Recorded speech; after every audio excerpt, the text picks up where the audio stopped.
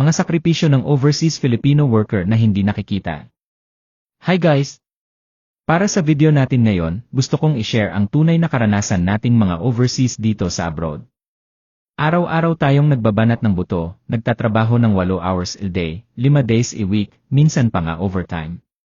Pagdating ng sahod, halos hindi na natin nakikita dahil agad nating ipinapadala sa pamilya sa Pilipinas. Isang linggo lang, ubos na kaagad. Pero bakit nga ba ganito?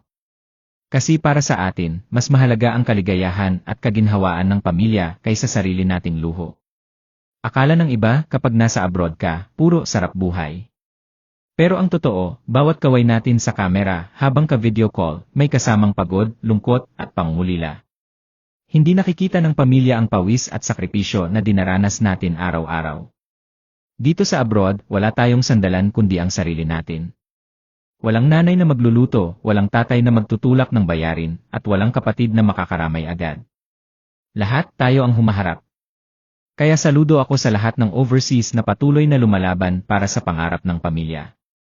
Kaya guys, huwag nating kalimutan, ang bawat padala natin ay hindi lang pera, kundi bunga ng sakripisyo, pagmamahal, at matibay na pangarap.